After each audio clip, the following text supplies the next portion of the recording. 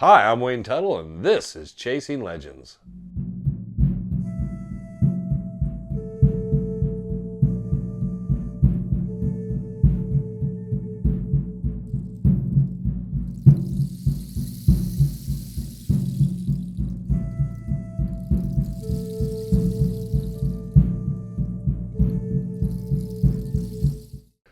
Welcome back to Chasing Legends. I'm Wayne Tuttle, your host once again. Please hit subscribe, hit the comments, hit the notification bell. Go to our website, www.legendofsuperstitionmountains.com. Busy month this week. Discovery Camp for the Dons of Arizona's kicking in gear. All kinds of other things. We got a Garden Valley hike we'll continue to put out. Catch us on the lives on Friday. We'll give more and more information on that. That being said and done, let's get into this week's story and kind of move on through. But before we do, let's just say thank you for everybody for watching our videos and catching up to us every week. We do really appreciate it. This next story happens in the early 2000s. I met this gentleman through what we call the Ron Feldman Dutchman Forum. It was called the Lost Dutchman Mine Forum, I believe, or something like that. You can find it, it's still out there. And I never saw him really post. I even went back and looked to see if I could figure out who he was in the forum, if he used a different name or something. He would private message me. And, he'd ask about things that we were talking about. And this is when Joe Roboto and myself, Greg Davis, very early days, probably 2003, probably 2004, 2005, somewhere in there. And he was inquiring about what would we look for in the mountains, what would kind of data, what kind of things we'd like. And his idea is he wanted to conceptually come up with a prototype of something that would go through the mountains and he would be able to pick up certain amount of data. Now we thinking today, because remember today we think of, we got Google Earth, you got all this stuff and people have FLIRs and LiDAR. This is the early 2000s when laptops were pretty crappy and the battery power didn't last very long and everything was so much different. Hard drives were larger. But he had this idea and he was like, what would you guys want? I know he had to be talking to more people than me. So we kind of talked about it here and there. He'd ask, well, okay, what is it you guys look for? What is it the old prospectors? And he would read the forum and ask me questions. Like I said, I don't think he ever posted there. If he did, I've never been able to catch it, that put the two and two together. So we went back and forth, and then he wanted to send me kind of some of the ideas he had. So I gave him my email, and he started to email. We would correspond email. He'd write rather lengthy emails on stuff. Sometimes people can be a bit too meticulous about their ideas. He didn't seem to be a Dutch hunter, as much a guy into kind of technology and certain things. I told him one of the problems is you couldn't use anything that had a motor or this or that, flying it into the wilderness area. So he would send me the stuff and kind of think in terms of like a satellite imagery, and then something that would give you elevations, something that would give you temperature readings, and he had all these different things he wanted to do. And he wanted the data to collect, and it was about a 10 by 10 square area, so it's like 100 square feet.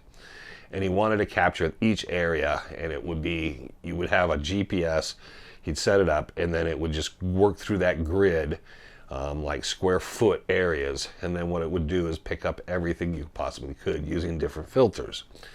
And I remember the first prototype he had, he said, was probably 2 by 3 feet.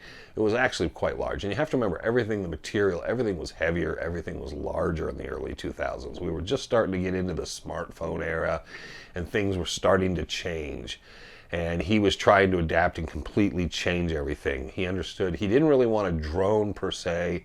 He was worried about possibly the data being corrupted by any type of motor or any type of electrical motor. And he was trying to get by all these things. But it was very interesting because he'd say, what do you think of this? What would this do? I remember sharing with him that when we would be out in the mountains and I would take a number of flash photographs, I would come home and sometimes play with filters. And certain things like Chrysocolla, Azurite, Malachite, you would get, using different filters, weird different colors. So you'd see the mineralization stains more prominently in the walls. And he talked about that. So he was like, okay, we'll put that in there. So it was all these different pieces of data. So it was progressing, and I always got the feeling he was talking to more people, so there had to be someone else he was talking to. His name was James. Always went by James, signed everything James. It's very particular. He did not want to go in the superstitions. He had zero interest in the superstitions per se, other than doing this because he thought it would be very helpful to the people out there, because we had such a kind of like, we had, at that time you had some aerial photography, you had the topo maps, you didn't really have what you have today. So he was looking at having something that could go through a specific area, pull up these grids, pull up this stuff, but he needed people to help to do the grid stuff. Now, one of the interesting aspects of this was he would ask, okay, do you know where there's an old Indian ruin? Do you know where there's one that's almost by the naked eye, almost not visible anymore, that's just outside of town? He did not want to go more than 30, 40 yards from his vehicle. So you tell him, okay, here's an old pit mine, here's an old hard rock mine, and he would go out and do stuff, and then he would just send me some of what he was getting, and then he would use that, because part of his thought process is eventually there'd be developed a type of AI or something, and what it would be able to do is filter through, and if you're looking for specific things, it would be looking for them. So if you had an old covered up pit mine, it would be able to recognize certain elements or stuff in the photographs and in the data he was pulling. So it was very, very interesting, beyond any of us. As much as we can imagine it, when he talked about it, he talked about how everything was changing in technology, and that to engineer something like this and what, it was kind of out of the realms of possibility at the time. But he really kind of was on it, and he would talk about this one didn't work because of this interfered with that. And I didn't get some of it, but it was interesting. And he was showing like a ruin area, I remember. And you could barely tell it, but from what he did with the data, he would be able to see if there was something similar, it would trigger and let you know there's something in that area.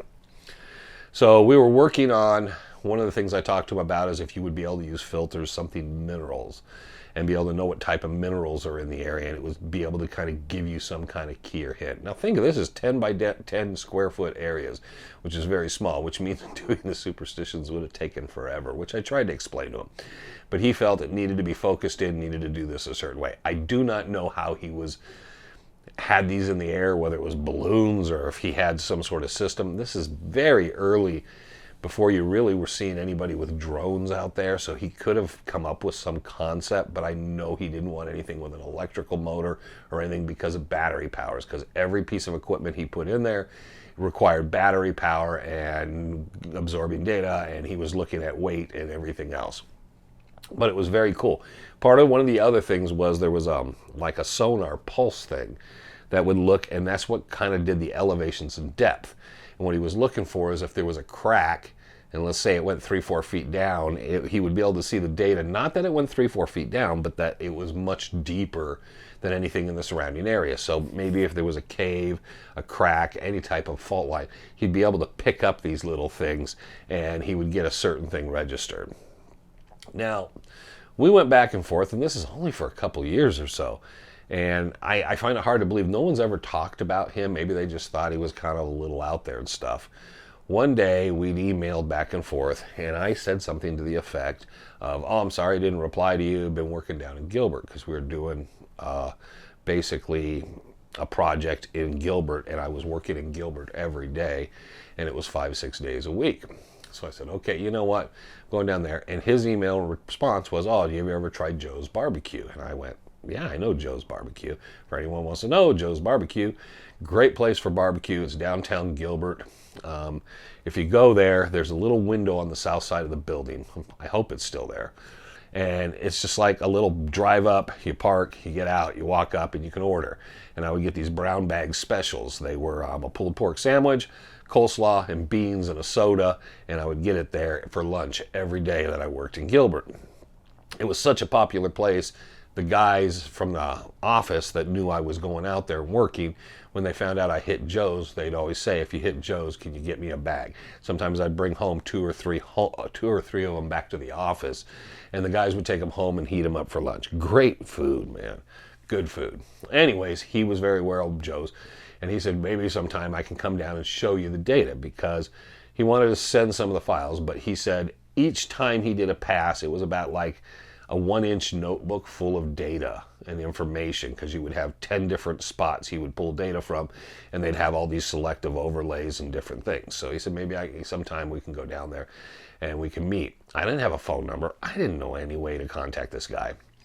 So the next few times I go to Gilbert, I go to the window, I get my food, I look around, because I told him about when I eat lunch. I'll have lunch between 10 and noon. And finally one time I look over and there's this guy, he's probably about 5'8", 5'9", gangly, can't weigh more than 125 pounds, big, thick, shock and blackish hair, just kind of standing on end, big horn rim glasses. And I'm thinking, there's the geekiest person I'll see all day, and that has to be this guy, James. Walk over and say, are you James? He's, oh, yeah. Now, one, he had to have some sort of ailment or some sort of health issue. It was a physical one that was obvious, because we went over to sit at some benches and I was going to eat my lunch. And he walked like he was having a lot of difficulty. I don't know what it was. It was like, it could be, and it's just guessing, multiple sclerosis or something like that. But there was something where he was moving, didn't have crutches, didn't have anything like that, but he was moving very odd, stiff, like his joints, things weren't working. We sat down, went to eat, and he was talking, and he showed me the notebook, and I was going through it, and I was actually pretty impressed. Now, you have to remember, again, this is before Google Maps, Google Earth, and a lot of this stuff was available. We were using some technology and some mapping systems that were in different software. But this was really cool, because this guy was pulling it from somewhere. And I was looking at it and going like, wow, there's overlays with the elevation, and it's very clear. He made it so you could read it very easy, which is one problem. Usually when you do overlays, it gets to be a mess. He had the heat signatures, and he talked about how he wanted to do them. If he worked a certain area, he'd work X amount of these 10 by 10s, but he'd work them early, and then later in the day, he'd work them again, so he could look at the heat temperatures through the day by looking at how much they changed and how much they didn't. Because what you would be looking for is areas where if there was a cave or a system that there was cool air coming through, it should actually remain the same through the day. So I was pretty impressed by what he was looking at. So he went through all this stuff. We were talking. One of the things I mentioned to him, because he kept saying technology's changing, so I keep getting, it's getting better and better, but and I didn't see it. I never saw a physical prototype of the thing. I saw a couple drawings he sent me, but he talked in terms of like, yeah, if I'll ever be able to get to this point. And I said, it's, you know, next 5-10 years, who knows? Everything will definitely change. But he didn't seem to think much of it, of that, if that was happening per se. So he's emailing, and I'm kind of like getting the feeling like that, you know, the emails are like sometimes, I don't know what you would say in pages of letters, but they're quite lengthy, and they're not as lengthy. There's an attachment or two. But he's still discussing the same things. I have no idea where he got the money to do this stuff. I have no idea what he did for a living. Do not know anything personally. Did not know his last name. Probably lived in the area of Gilbert somewhere. He obviously was quite smart, because he was figuring all this stuff out on different levels. But I have no idea how he was doing this. I just got the feeling that after having met him briefly, that it wasn't quite, his health wasn't going the right direction. Now, when I met him, the key thing I found a bit odd and kind of new, but I kind of got it then, some of it, was he would talk to you and he would do this, and then he'd flick his eyes at you as he was talking, but he would constantly keep focused somewhere else. He would also, if he was talking and you got lost, without even looking at you, he'd stop and say, oh, I lost you there. And then he'd start talking. It was very odd how he could read you, but he really would not make eye contact. We never shook hands, nothing like that. Because I remember when I first met him, I was like, oh, James, I'm Wayne. And it just kind of like, nothing happened with it. But he seemed to be a nice person, and he seemed to be into this, where you find people that if they're autistic or very OCD and so forth, they get into something. They're very nice, but they just don't know how to interact socially with other people. So the last email I got from him was not even a paragraph. It was basically, I don't know, I'm trying to make sure that a number of people that I've had contact with will understand and get some of this material so that it can move forward. Hopefully someone someday will be able to take this and do something with it. I have no idea what happened to him. There was a kind of a moment where he realized he was not going to finish. It had to be health related, and he never talked about what was wrong with him, and that was the end of James. I've never heard from anybody that said they interacted with this guy. Yeah, there was this crazy guy, had all these designs and these ideas and stuff, but I know he had got it down where it was much smaller sized. It was probably way ahead of its time still, and it had all these different functions. And I saw some of what he was using around town, and I was absolutely transfixed with it because it gave me a satellite photo, but he had different filters he was working with, and you could see the ground differently than what you wanted. He wanted to have it so worked out that if you took it in the mountains, it was telling you what you were looking for, and he was honing in on what we were looking for. I don't know what happened to James. It would be nice to know, but having almost zero information other than just a basic physical description of the guy, and he could have been in his 30s, 40s, he could have been old. I don't know. It was just very vague. The glasses were thick. But it looks like every guy you ever see that's some sort of geek that works on technology. Seemed to be a very nice guy. He was really into it. One last thing, outside of the eye thing, the other thing is he'd be talking and he would start tapping his leg. And as he was talking, you could tell he was a little more excited about something. It would be a tick where he'd tap. He just, like he couldn't control himself. So when he was talking about some of what he was doing and accomplishing at the time when we had lunch, well, I had lunch. He just kind of sat there and looked off to the side and talked. But that was James. And like I said, I met him through the first forum. It was early on, so it had to be 2003, 4, 5, somewhere in there. I thought this is going to be so cool. And I thought, wow, this is something that, get a couple guys and we'd be able to take it out for him, get the data. He would go in, get everything uploaded, and then everyone that shared in the project would get, the little notebooks of what the data was in a specific area. I don't know how close he was to using it in the superstitions because he never asked for target points necessarily, like, what areas you would like. I did discuss with him that when he initiated it, he should go to areas that we had a lot of information in so that he would have the information that he was looking for initially on the testing part, but then he would be able to take something particular like the Linesby Lost Dutchman Mine and then look at that and say, oh, here's this, and this is what I'm getting, and look for similar attributes in the area to that. Not just what you see visually, but what he was able to pull up. I believe there was the magnetic field. Like I said, there was a lot on this, a lot of sensors, ideas he had for this. So it would have been interesting. I've heard a few people kind of go that route, but it's always one individual thing. It's never anything that can capture everything. And you would think today with AI and everything that people have and the brains we can put in things, just a cell phone. Think about what a smartphone does compared to what we had 20 years ago. That would be incredible to have that type of information, that you could actually go out there and pull so much information over such small areas. Remember, satellites and aerial photography are from hundreds, thousands of feet up. But this was just within like probably 40, 50 feet. So your definition right now would be just out of this world. You would be looking at things and be able to zoom in and see rocks and see specific things and be able to work out shadows. Was a very cool process. So I don't know what happened to it. Never heard from anybody. I don't think I've ever heard anybody discuss anything about him. I don't know if the people that might have ran into him during that year or two would even remember him, because you never met the guy. He didn't post. I went through the forums. I could not find anything specific about the guy. So there you go, the story of James. And technology that's lost to us today, but still out there. I mean, all these things are possible, and there could be somebody with the ability, the financing, and everything else to put something like this together. And then we could go out there, and his thought and process was the Forestry Service, everybody could use this. This would be something that would be anybody could use. He just wanted the proprietary rights of the design and everything else that he did. But he was willing to, just kind of get it out there because he thought it was a beneficial thing. So there you go. Don't know what happened to him. nothing else, it's cold. It's wintertime in Arizona, but that also means we're getting out in the mountains, and we've started so far this year. We've been out. We've gotten just a couple weekends in, and we've been out in the Superstitions a couple times. So it's been pretty cool. It's been cold. We've gotten some rain, but it's been pretty nice. So we're looking forward to getting more time in and a lot more adventures out there. Great seeing the people we're starting to see out there in the mountains. Especially yesterday, we had a great day with our good friend Bob Shoes. And we got some great video for you coming up on that here in the future.